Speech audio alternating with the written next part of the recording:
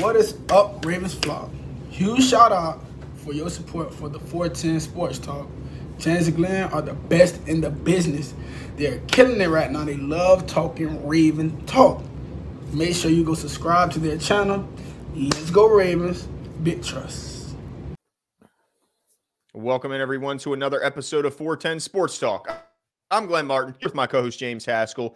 And this episode, we're going to discuss the sudden disappearance, at least offensively, of Devin Duvernay and kind of go into, is this a reflection of him and his talents, or maybe the Ravens' inability to properly use his talents and get him the ball? But before we get into this great discussion, take a second, click the subscribe button so we can keep you up to date on all your Ravens news. But Jimbo, you're the resident. I mean, you're the biggest Devin Duvernay fan I know. We're all Devin Duvernay fans if you're a Ravens fan, but you were certainly a big fan of him early on and have been a proponent of him getting more time even before the Bateman injury. But as we've seen over these last few weeks, what's been going on with the lack of production offensively? Because it seems like 1 to 2 catches is all we can expect from Devin Duvernay. Yeah, it's been so interesting to me to see kind of what's going on with Devin, especially with the connection of when Bateman went down and when Mark went down, and his numbers also going down with those things, which you would think that they would be polar opposites, right? Yeah. And so that's really been an interesting development. And so I have some theories and some ideas. Maybe some people to place some blame on and things like that. But really, I kind of want to give a quick breakdown for those who maybe don't follow as closely, which is totally fine, just kind of the numbers and how it correlates to the Ravens' production, at least on the scoreboard. Okay. Right. So, week 1, this is where he kind of came out of the gate strong. 4 for 4. We have 54 yards. They didn't give him any touches on the ground, but you saw the Ravens start to incorporate that this year, and we got to win, right? So 4 touches, we got to win. 2 touches, 42 yards the second game. It was a heartbreaking loss. 2 touches again. We got the win against New England. And then, this is, he had 4 touches, and then against Buffalo for 51. So this is, you're starting to see like a trend, right? Like it's anywhere between 4 to 7, depending on whether he gets carries or not, which I think was a sweet spot with Bateman healthy, right? I would have still liked to see more, but I think we were okay with that, right? Yeah. But then, of course, Bateman goes down, and then the Cincinnati game, he gets 7 targets, his highest target number. And then he also gets, if I'm not mistaken, 3 carries, his highest carry cover. He had 5 catches, 3 carries for a total of 78 yards, between the ground and in the air, if my math is right there. So that was his highest producing game. Dude, he averaged 10 yards, almost 11 yards every catch and 8 yards per carry.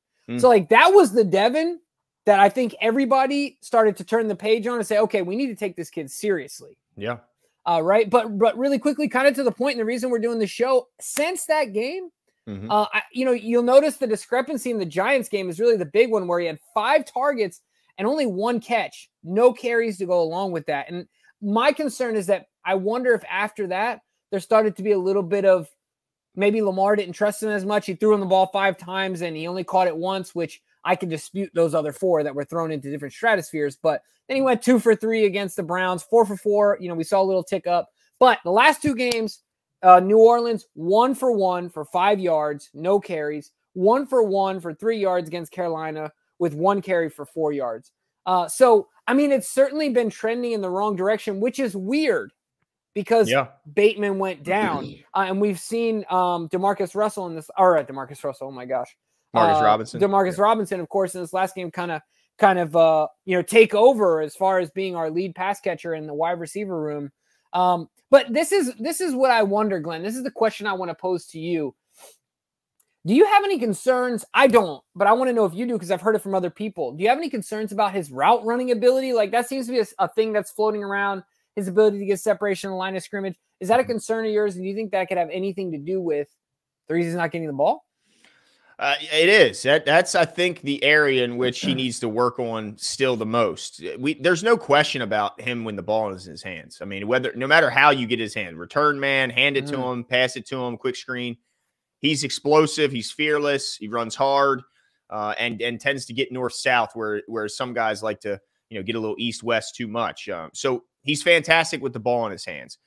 But even when he was having those big production games, a lot of those catches, the part of the reason why we were so impressed is that he was making these great catches over coverage. And despite the fact that I think his touchdown was registered at the least amount of separation on a touchdown pass in like the last 2 years. And yet he made it happen. But that also tells me that maybe he's not getting open. And the reason he's having to make those contested catches is because he's not gaining separation from the corner. And that's my concern. I think that's always been Devin Duvernay's, that's where he falls short. And that's where it separates between him and Bateman, is because Bateman came out already as a polished route runner with only reason to think he's going to get better when he gets NFL coaching, especially the coaching, here with Keith Williams and all. That, he already had route running polish as a college player, and it was only going to get better. And that was the kind of thing that separated Bateman from Duvernay, is that he had the route running to open, to uncover himself against number 1 or number 2 corners. And that's the question for Devin Duvernay. Can he, with the focus that he's now getting, because it looks like he was doing much better with Bateman getting that focus and Mark Andrews getting that focus, and him being more of an ancillary part of the offense rather than a focus. So my thing is, if he's not, like, it's hard to become a better route runner mid-season. Like, I don't know if all of a sudden he's going to unlock something week 10 or week 12, but that's where my question is like, what can Greg Roman, John Harbaugh, and the offensive staff do to make his job easier and not expect him to all of a sudden become this explosive route runner overnight? Like, what do you think they could do to try and get him the ball without him being able to separate necessarily from number 1 defender? So I'm so glad you asked that question. I'm going to answer that question, but because my mind immediately went to, okay, it's every jobs coach to every coach's job, every coach's job to mitigate the things that their players are bad at and to magnify the things that they're good at. Not bad at per se, but maybe not as good at, right? Like a weakness. Yeah, so you want to put your guys in a position to win. And so with Devin in particular, of course, there's this thing where people call him Deebo Samuel light. I don't like that, because I think he has the same amount of potential. Like, don't cap his potential yet until he's given the same amount of touches, right? Like, it's just, but either way, the comparison, I think, no longer is an absolute, like, fallacy, absolute absurdity, right? Yeah, like, it's fair to say they're similar in the way that they play football, right?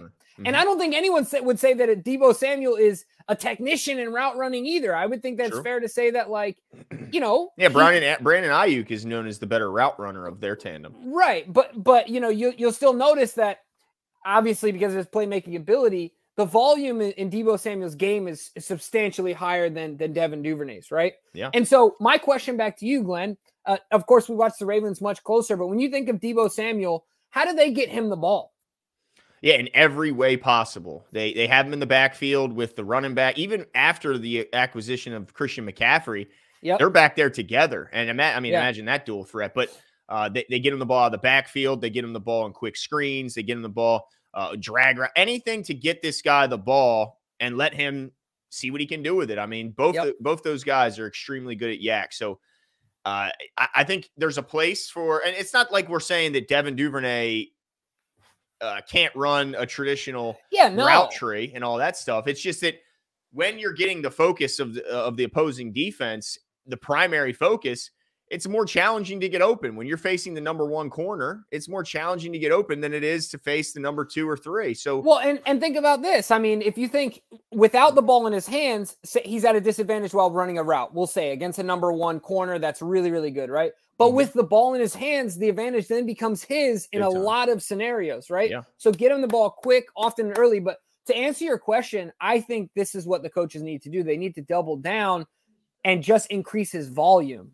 The way that you do it, running, passing, like, obviously we want him to see him get touches in the passing game. But I think for Devin, it's about volume. Like, just get his juices flowing, get him the ball. We saw him get the ball early in the Bengals game. He had a profound impact. We saw him get the ball early in the Jets game. He had a profound impact. And so I think it's just about getting him going early and then keeping his volume up. I think he's earned, in whatever way this comes, I think he's earned 8 to 10 attempts per game with the football in his hands, whether that's a target or whether that's a carry. I don't think that's an outrageous number for Devin Duvernay because he simply makes plays. We've said this before. He's just an explosive player with the ball in his hands, and you want to get those guys the ball, period. Yeah, I mean, I can't remember a scenario where Devin Duvernay had the ball and didn't make the most of it. I simply can't remember. Like, there's plenty of times. I mean, we kind of gave Justice Hill some crap on here when the tape comes out and looks like he got the least of what he could have on that play and not the most. And I've never had that scenario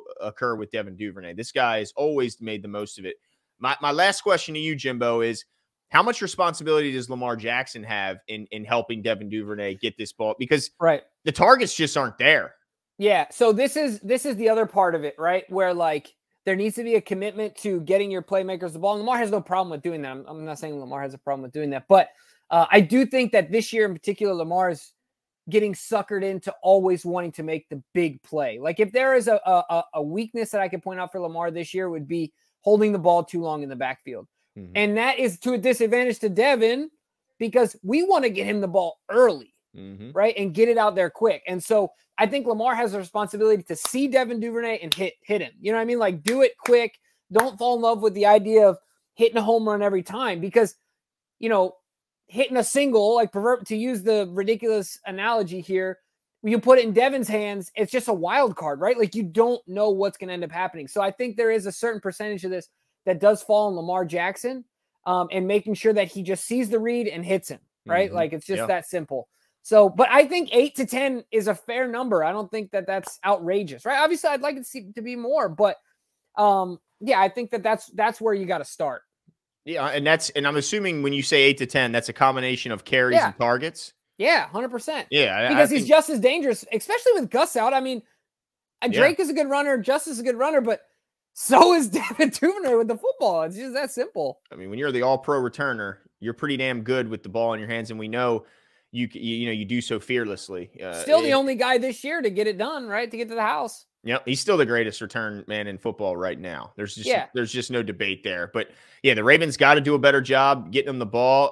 If there is some trust lost between Lamar and him after that the Giants game where he had 5 targets, only 1 catch, then they have to find a way to get back on the same page and regain it. Because to that point, correct me if I'm wrong, Jimbo, didn't he catch every single target to that point? I think until he only had, let's see, you're talking about the Giants game, right? I think he had 1 drop.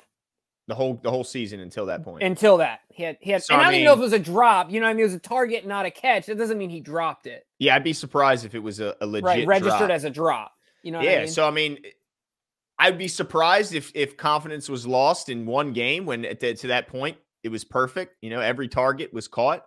But if that is the case, then them two need to get on the same page because Bateman's not coming back. He's got a screw in his foot. Yeah. That it's going to prevent him from coming back this season. And yeah, I love what Demarcus Robinson's been doing, but maybe this means that the defense will start paying more attention to Robinson and it'll allow Duvernay some more opportunities. But either way, Duvernay's got to be more a part of this offense if they're going to go where they want to go. 100%. Now, this is kind of how I want to end the show. One thing I want to say, just schematically, look, I'm not offensive coordinator, but put him on the same side as Mark. Make Mark draw a lot of attention. Do anything to give him a shed of sunlight. That's all it needs to be, right? But and schematically speaking, I think of these James. You talked about it in our post-game show where James Prochet's entire routes you can see on the screen, right? Yes. Put Devin there. Yeah, why not? Give him those. You know what I mean? But what I was going to say to you is, how much of this falls on him? Like, what's your take on of this blame pie that we're handing out here, right? You kind of slice it up, give some to Lamar, give some to the OC, and the fact that plays don't work out perfectly, but how much of it is on Devin's need to improve within reason of improvement, right?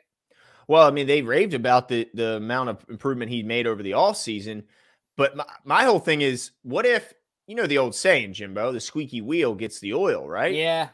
And I remember seeing Stephon Diggs in his last game. He was frustrated. He wasn't getting targets. He gets his first target. What was it? Touchdown. So maybe Duvernay needs to become a little bit more vocal in his, not necessarily game day, not throwing your hands up and having a fit on game day, but throughout the week, say, Coach, I need to be more of a part of this offense. I'm not just here to, go through, check the boxes and go through the motions. I care about this team. I want to win, and I think I can help us win. So I'd like to be a bigger part of this offensive game plan week to week with Bateman not coming back. Yeah, he's got to pull up the film, right? Just pulls up the film. He puts the laser on the guy that's going to be guard. He's like, Coach, I can cook this man. Yeah, just absolutely. Give me the ball. Like, not in an area. You don't need to be a jerk about it, but like, just confidently. You know what I mean? Yeah. Like you said, he might need to just interject a little bit more and say, this is a winning scenario for me and the Ravens. Like, this isn't about me. This is about us winning the game. No doubt. I mean, it's not like this is a bum we're trying to just crowbar targets into. The reason we want to see him with the ball is because he's I'm really kidding. good. Yes. It's because he's just really good, and we want to see the ball in his hands. And, backfield, whatever you want to do, a backfield, quick screen, the drag routes, the James Prochet 5-yard in or out, any of that, just find a way to get Devin the targets. And look, if he doesn't do anything with the targets, then it's a different conversation. But to this point, he's done nothing but impress. So let's hope that his involvement expands because if him and Robinson can kind of start to threaten these defenses with this run game, with the relationship he has with Mark Andrews, Lamar and Mark Andrew had, I mean, the sky's the limit. This is definitely, I saw they were ranked as the number 3 power ranked team in the league. Absolutely. They're competing for championships, but they need some wide receiver help when time comes. 100%. And there's no backup coming, like you said, Glenn. So let us know what your guys' thoughts are. Is it on the OC? Is it on, the scheming of the coaching staff? Is it on Devin? Is it on Lamar? Like, how do you guys break it down? How do you see it? And how much more do you want Devin to be involved in this offense? I know certainly we do. So leave your comments below. And like Glenn said at the beginning, hit the subscribe button. Make sure you stay up to date. Turn your notifications. And we'll talk to you guys soon. Yesterday does not matter. You're looking forward to today. I'm looking forward to being a Raven. What are they getting? Everything out of me. They're going to get a Super Bowl out of me. Believe that.